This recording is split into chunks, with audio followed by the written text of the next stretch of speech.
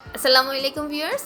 বাংলাদেশি রেস্টুরেন্টগুলোতে কিভাবে chicken pizza তৈরি করা হয় সেটাই আপনাদের সাথে আজকে শেয়ার করব। ডো তৈরি থেকে শুরু করে পিৎজা বেকিং পর্যন্ত পুরো প্রসেসটা প্রফেশনাল রেসিপিতে করে দেখাবো। চলুন কিচেনে যাই আর পিৎজা বানাই। একটা জারে 250 ml হালকা কুসুম গরম পানি নিয়ে নিলাম। এর মধ্যে দিয়ে দিচ্ছি 3 গ্রাম ইস্ট, দিচ্ছি 1 টেবিল চামচ সুগার। চামচ দিয়ে সব কিছু মিক্স করে নিব। মিশিয়ে নিয়ে মিশ্রণটা 10 মিনিটের জন্য কোনো এক গরম জায়গায় রেখে দিব ইস্ট অ্যাক্টিভ হওয়ার জন্য। একটা বাটিতে হাফ কেজি ময়দা নিয়ে নিচ্ছি।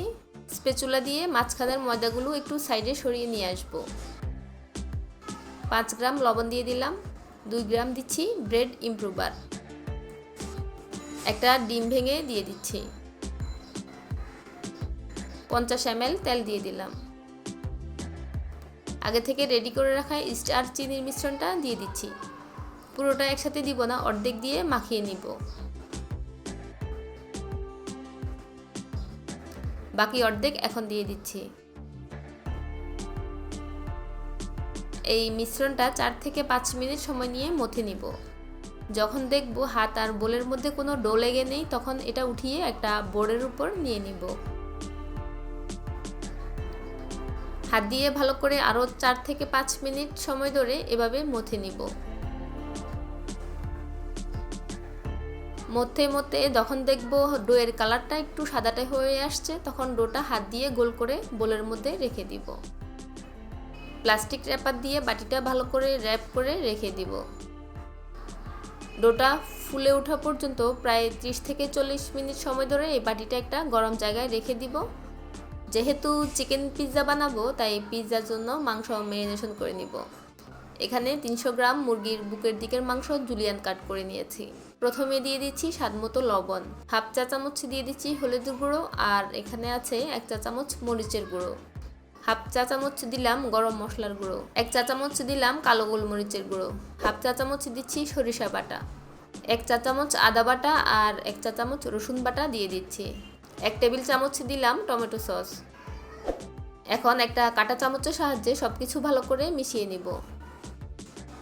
মিশানোর পর আপনাদের কাছে যদি সময় থাকে তাহলে আধা ঘন্টার জন্য এই মাংসটা একটু রেস্টে রেখে দিবেন।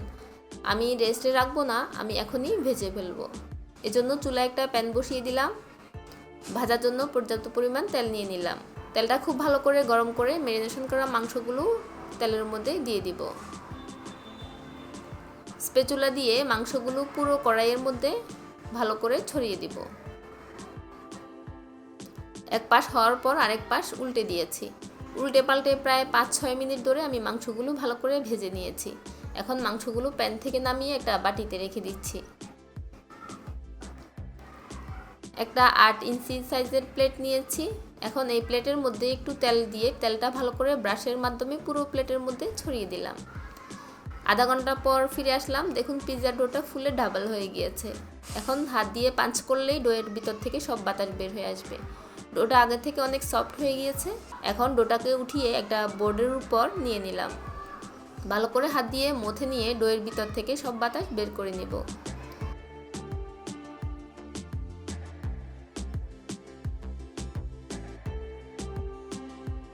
আমি যেহেতু 8 ইঞ্চি সাইজের পিৎজা বানাবো, তাই এখান থেকে 150 গ্রাম ডো কেটে নিব। একটা বোর্ডের উপরে কিছুটা ময়দা ছিটিয়ে নিলাম। এখন ডোটা বেলে নিব।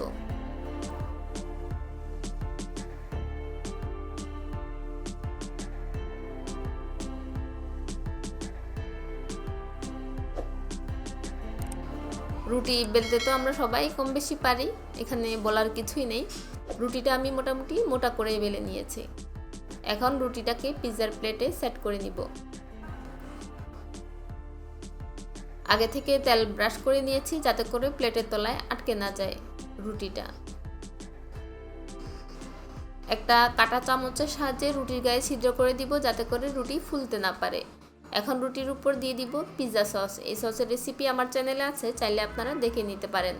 এখানে আমি 3 টেবিল চামচ সস পুরো রুটিতে স্প্রেড করে দিয়েছি। এখানে নিয়েছি কিছু গ্রিন ক্যাপসিকাম, টমেটো, পেঁয়াজ কুচি, আর নিয়েছি যেই মাংসগুলো ভেজে রেখেছিলাম সেখান থেকে কিছু মাংস। এখন সব কিছু ছুরির সাহায্যে কুচি করে নিব। মাংসটা এভাবে কুচি করে নিলে পিৎজাটা খেতে খুবই ভালো লাগে। মাংসগুলো সসের উপর দিয়ে দিব। এখন দিচ্ছি মোজারেলা চিজ। এখানে 100 গ্রাম চিজ আছে। খুব ভালো মতো চিজটা ছড়িয়ে দিব। চিজের উপর দিয়ে দিচ্ছি গ্রিন ক্যাপসিকাম, দিচ্ছি টমেটো, পেঁয়াজ আর মাংস। আপনারা এখানে আপনাদের পছন্দ মতো যে কোনো টপিংস দিতে পারেন। সবশেষে দিয়ে দিচ্ছি খুবই সামান্য পরিমাণ অরিগানো। এখন পিৎজাটা আমি 10 মিনিট প্রিহিটেড ওভেনে 180 ডিগ্রি টেম্পারেচারে 15 থেকে 20 মিনিট সময় ধরে বেক করে নিব। আপনারা চাইলে এটা চুলায় বেক করতে পারেন, সময় মোটামুটি সেম লাগে। 20 মিনিট পর আমি পিৎজাটা ওভেন থেকে বের করে নিয়ে এসেছি।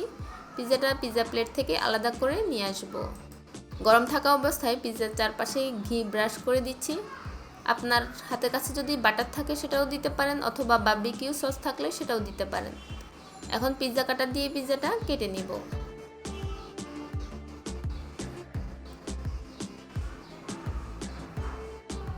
রেস্টুরেন্টে গিয়ে অনেক টাকায় পিৎজা না খেয়ে বাসায় খুব সহজেই তৈরি করে নিতে পারবেন। আশা করছি আজকের ভিডিওটা আপনাদের ভালো লেগেছে। ভালো লাগলে ভিডিওটা অবশ্যই শেয়ার করে দিবেন। রেসিপি সম্পর্কে কোনো কিছু জানার থাকলে অবশ্যই কমেন্ট বক্সে শেয়ার করবেন।